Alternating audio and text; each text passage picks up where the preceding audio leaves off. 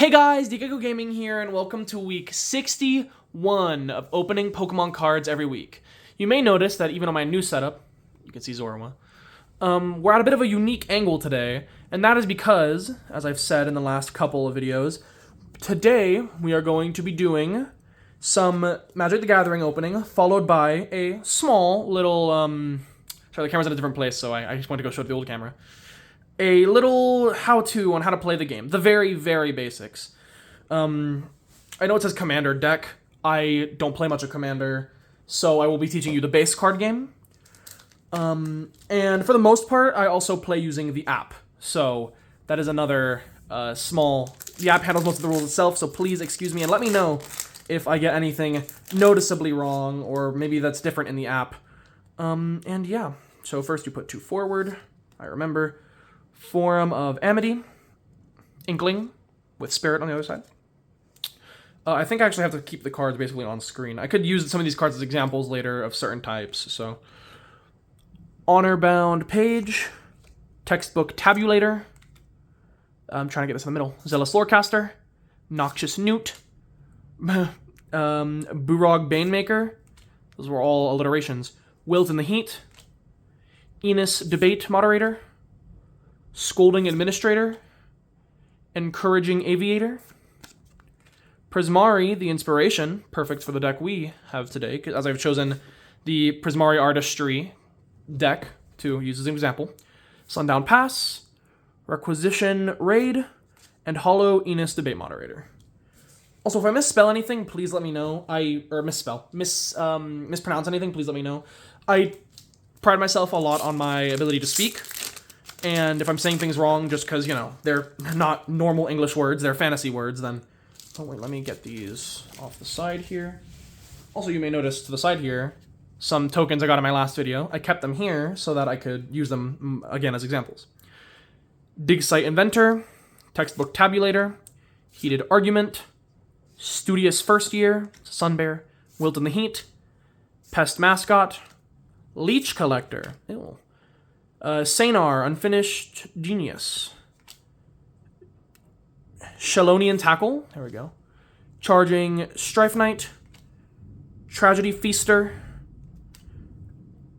A Braid. It's very interesting. Render Speechless, and I forgot to put the 2 to the forward, so we have Paradox Gardens and Fractal. Alrighty.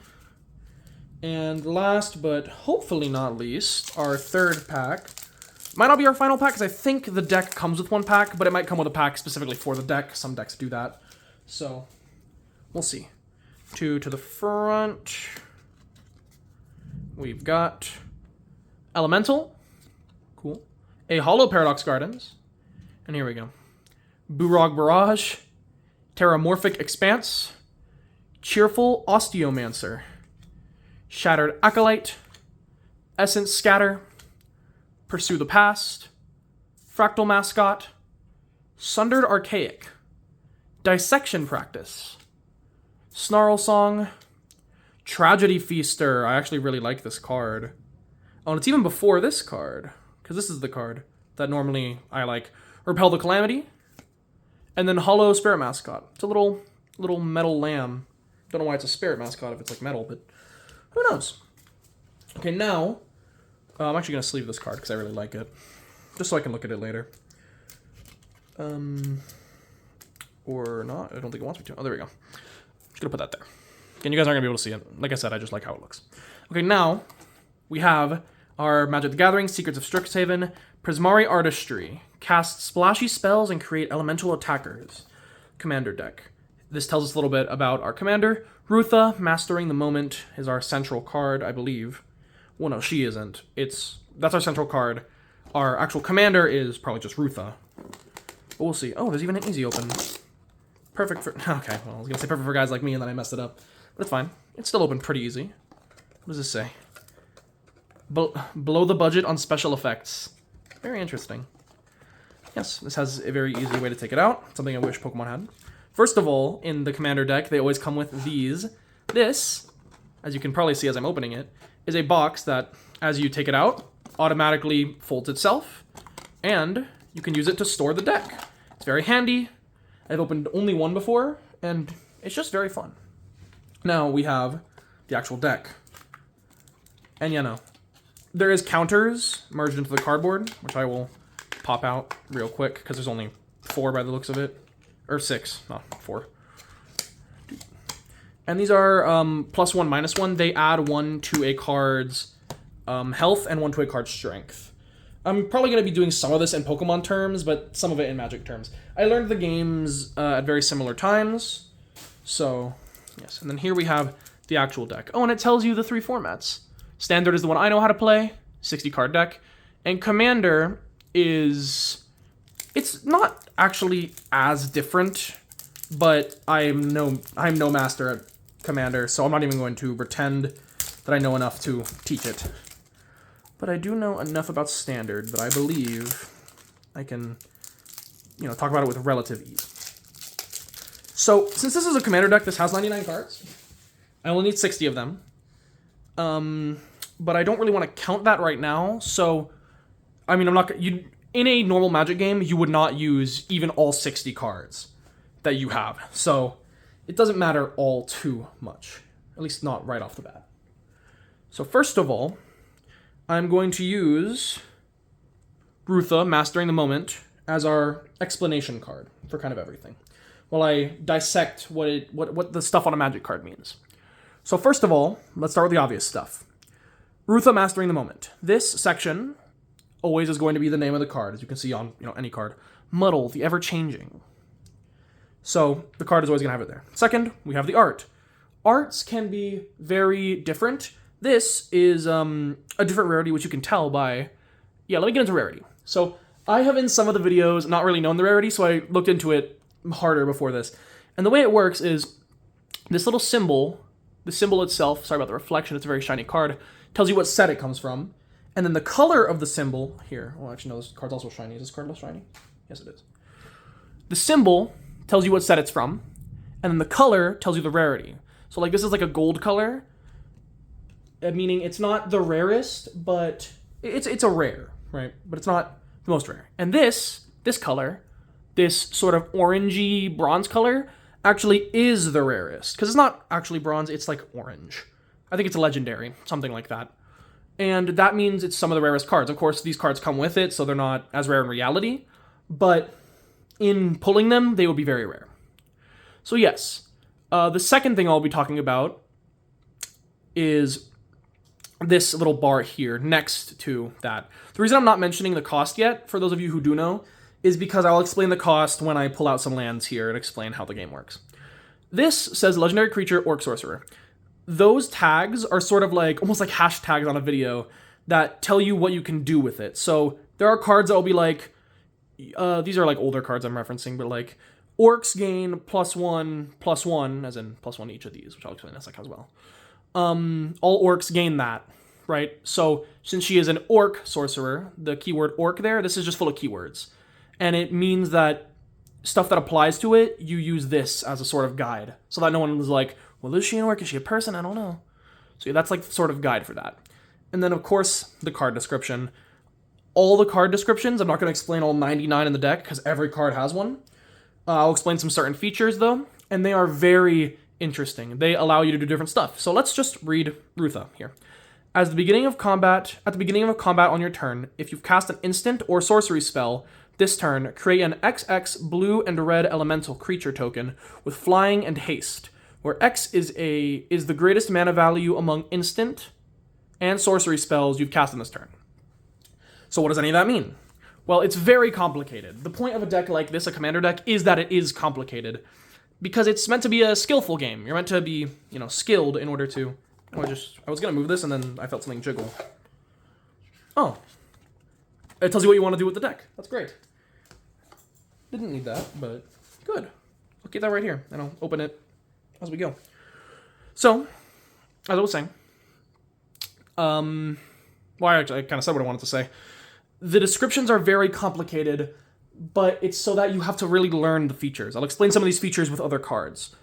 But the first thing now that we have to learn is how the game starts. In average Magic the Gathering, the deck is shuffled. I'm not gonna bother to shuffle it right now. Well, actually, I should. I will just open it to like a middle here, because they might be together, but I don't know if they'll be too close to... Oh, and a bunch of the cards fell out. It's fine. I'll just do that. Just a quick deck cut. Hope they're already a little bit mixed. And here we are. So, you start the game by drawing 7 cards. 1, 2, 3, 4, 5, 6, 7. Okay, then you look at the cards. I'll let you guys see my cards, because, you know, you guys are the what's it called? The viewers. So, what you're looking for in a starting hand, and it actually does look like it's not terribly shuffled, you need some sort of card that is marked land. You'll see why in a moment. I'd suggest more than one. We have 2. We have 3, actually. But you don't necessarily need more than one. It's just lands are what you will use to cast spells and summon creatures. So, very important. At the beginning of any Magic the Gathering game, once you have drawn your 7 cards, you can decide to put however many of your original 7 on the bottom of your already shuffled deck, and then you can draw... actually, can you draw that many? I don't remember. That's a Pokemon rule that I think I'm mistaking right now. But yes, you are allowed to put back cards in order to gain cards. And what it does is it gives your opponent more cards as well, but they don't have to discard any cards. It's a rule that's also familiar in Pokemon. But if you get lucky for a starting hand, it's called a mulligan. You don't have to discard any cards. Let's say you're really happy with this. So, you're happy with what you got, and now it is your turn. So, we'll assume you're going first. What can you do on a given turn? On a given turn, though on the first turn in Magic the Gathering, you can play this. There's debuffs and buffs to playing first versus playing second. I believe it's mostly in this one how it's like in Pokemon, where they cannot instantly attack you, because each player, once the game has officially started, no one's mulliganed, or people have mulliganed and already drawn their cards, each player is given 20 health. They are, in their own way, they have their own, let me see if I can find a card, they have their own health value, and that is 20. When you get to 0 or below 0, you lose. So your goal is to get your opponent below 0 first, as you can assume. So, at the start of your turn, you can play 1 land. The land does enter tapped. So what tapped means is it's already been used. So, my first turn, this is my deck I'm drawing from. That's what it is. You don't draw a card on your very first turn in Magic. Oh, no. Sorry, I'm playing 4 card games right now. Either way, you draw a card. Let's just say this is an average turn. Let's say the enemy went first. You're going second. You draw a card. We got Galazeth Prismari. It's something we can summon. And now it is our turn. We can play a land card. We play the land card, it goes here, but a land card enters tapped, as I was saying. And when a card is tapped, that means you can't use it that turn. So it gets turned on the side. Let me put it more in view, even though it'd be more around here. It gets turned on the side, and it means you can't use it this turn. So this turn we can't play anything. But it would have been mostly the same for our opponent, unless they had any 1 value cards. But now that you guys understand a land, let me explain the whole system. Lands can provide, it says it right here, add water, fire. It says the 2 symbols. There are 5 types in Magic the Gathering. Each deck consists of generally around 2. You can also limit it to 1, but that sort of limit can cripple you a little bit occasionally. So, some lands will provide, here, 1, which this one says adds 1 mana of any color that an opponent controls. So let's say our opponent is running blue and red, which is water and fire. Then you could use this one to use... Oh, I think I lost it. Here.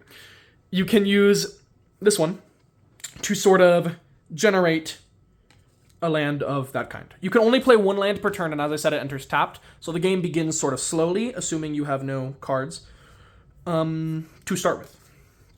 But let's say... Oh, and yes. Most will provide just 1. Some provide other stuff. Like this one, it can add 1 colorless mana, which it's called mana. I might have been calling it energy. 1 colorless mana.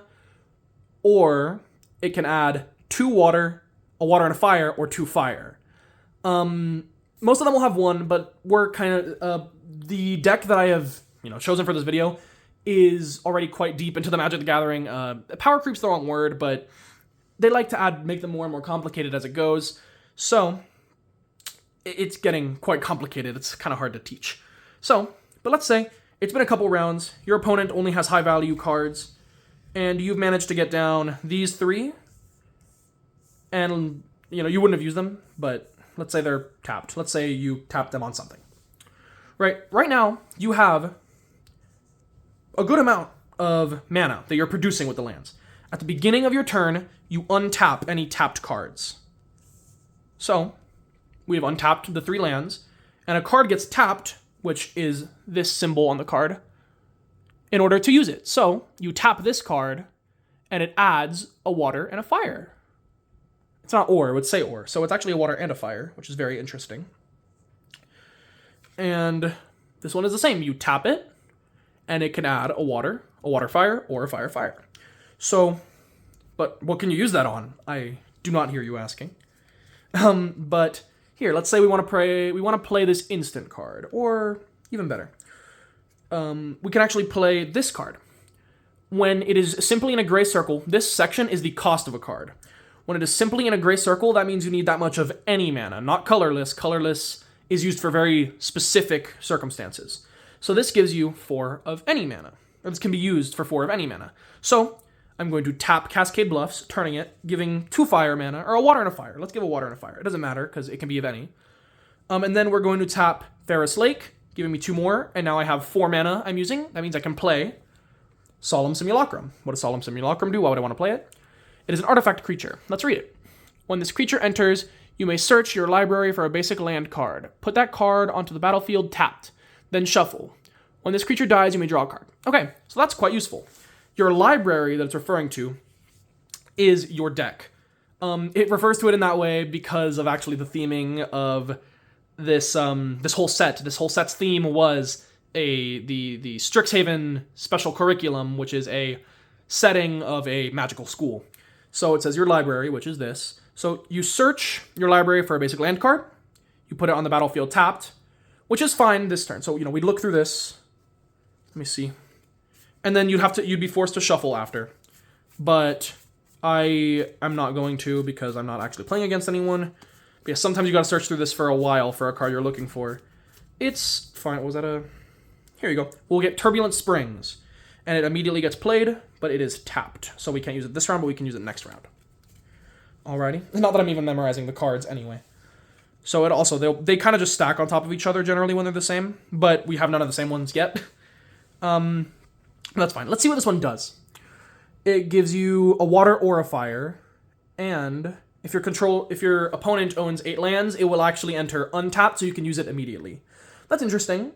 Hopefully an opponent will never get that many lands, because then you might be in trouble. Or maybe they're in trouble, because if they have a small hand and they have that many lands, they either have a really good card that they are about to play and destroy you with, or they are struggling to pull the card that they need. Anyhow, but now that we have a Solemn Simulacrum down, it is going to enter, well, tapped is I think the wrong word, but it enters sort of, we'll say tapped, because it does enter sideways. Basically, that means that it cannot attack this turn. It is sort of waiting, so to say, for the next turn. Because like I said, at the beginning of your turn, it untaps. When a card is like this, it is actually in danger. Because when a card that's a creature is tapped, it can be attacked by the enemy during their attack phase. So, there's a lot of steps in a Magic the Gathering round, and we've gone through 2 thus far. Well, actually 3. We're like halfway through 3. It's draw, untap, or untap and then draw. The matter doesn't really matter that order, but there's some people that are very specific about it. And then you can play with your lands. So right now, all we have left is 1 of any, which we don't have any cards that cost 1 of fire, water, or whatever our enemy would have. So let's say that's the end of our turn. And the enemy, let's say the enemy has a card that deals, okay, let me explain this. I think I did explain it already, but the number on the left is how much damage you do, and the number on the right is how much health you have. So, let's say they have a 1/1. So it deals 1 damage and can take 1 damage. If they choose to attack our card deals 2 damage. So it would deal 2 damage to them and they will deal 1 damage to us. Since they only have 1 health, they would be banished, which is what is your discard pile is called the banished pile. And that's why it actually said when this creature dies. So you can banish or, well, yeah. You may draw a card. Okay, so yes, the discard pile is your banish pile. But on this card it just says dies. I know that the word is banished, but who knows. I think you can also, there's a system in some older where you can send cards to a, like, lost zone, almost, so to say, which is kind of where Pokemon took it from, but just like Pokemon, that's kind of outdated. So, it's tapped, and they deal 1 damage to us, and we'll do 2 damage to them. That card gets banished, and then our card is damaged by 1. But you will notice that they don't really make -1. There isn't really a lot of damage counters in Magic. And that is because, let's say they end their turn there. Don't know why they would have done that. Because at the end of a turn, when a card gets untapped, unless the enemy card, so let's say the end of their turn, it's the beginning of our turn. Unless the card that hit you says otherwise, or even your own card says otherwise in this text, you heal fully. So our -1, we're now back to 2 health. Still stay 2 damage, it never changed. We are back to 2 health. And now, with ourselves back to 2 health, we have a bunch of this stuff. And I can teach you guys about these sort of instant actions. These can actually be used in 2 stages. These can be used like after you stop playing your main cards. And this one, now I can teach you about how the elements work. So, it's quite simple. It needs 1 of any energy, as you saw, or 1 of any mana, and then 1 water mana and 1 fire mana. It needs all the mana that's up here. So this card, let's say this card, Magma Opus, an obvious pun on Magnum Opus. It needs 6 of any, and then on top of that, it needs 1 water and 1 fire. Generally, your deck's only going to have 2 types of mana it gives, so that's not always relevant, but like I said, you can make a deck with more, so sometimes it's whatever. So I've already kind of told you everything you need to know. You begin every turn by drawing, which I realized I said as we started our turn and didn't draw. Don't forget that. I forget that quite often, so don't forget that. So the last thing I think I will teach you about is some of the... Because that's it. You keep going, and then you can choose to attack the player as long... You can choose to attack past someone's creature card. You tap, and then attack and deal the damage to the player or to another creature. This is at the very end of your turn. And you can do that with as many creatures. So let's say we had this guy down. You know, these are all tapped. You guys know those are tapped.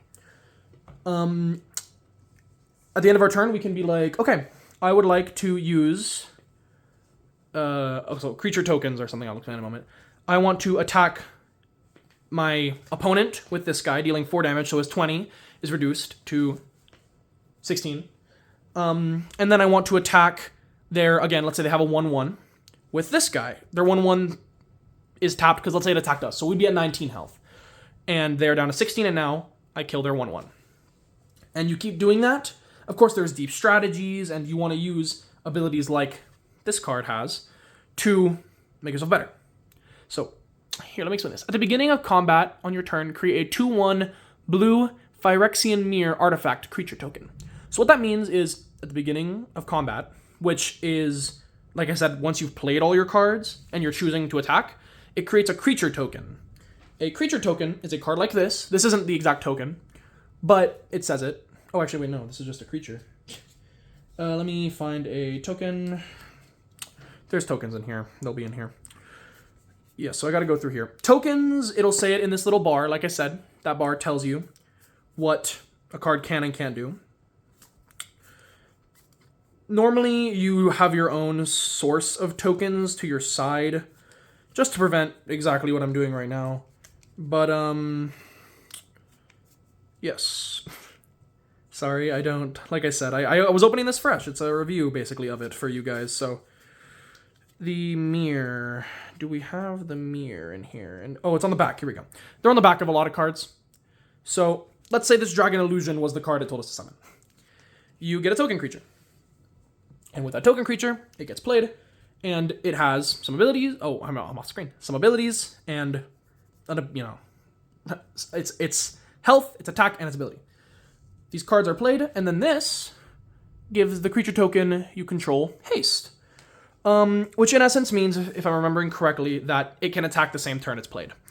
Which is useful, especially in the attack phase, because it's at the beginning of the attack phase. So, your phase begins and you immediately get one other token to attack with. Of course, remember to get the right token that it says.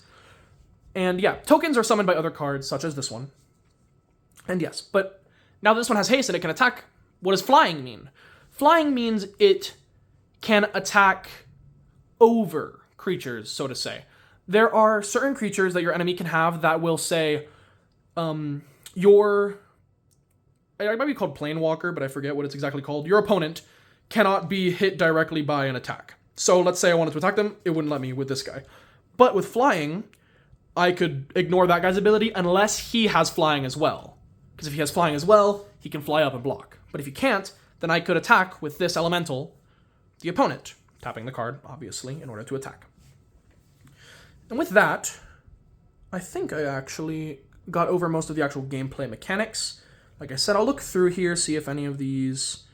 His library is that. Your banishment is your discard pile, so let's say he dies. 1, it lets us draw a card. And 2, this guy goes in the pile here. It would be...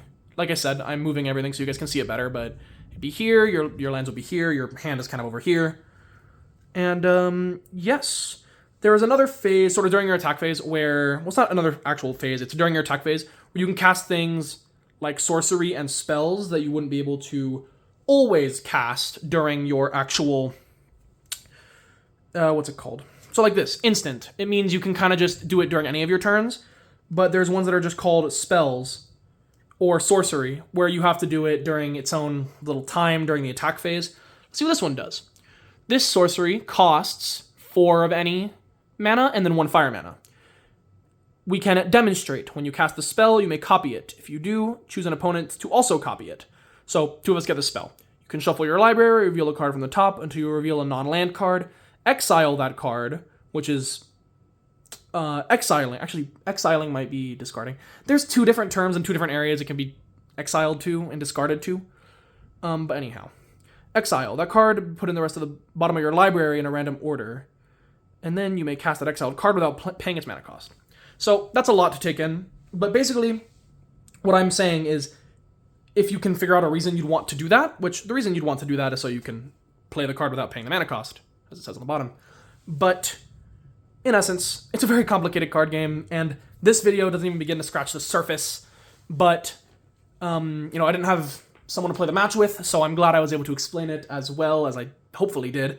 And if this video helped you, let me know. If I got any of the pronunciations wrong, if I got any even rules wrong. Like I said, I am not the most experienced at this game. I've been playing for a while. I know the rules, but I've only been playing it online. I haven't played it in real life, so do with that what you will.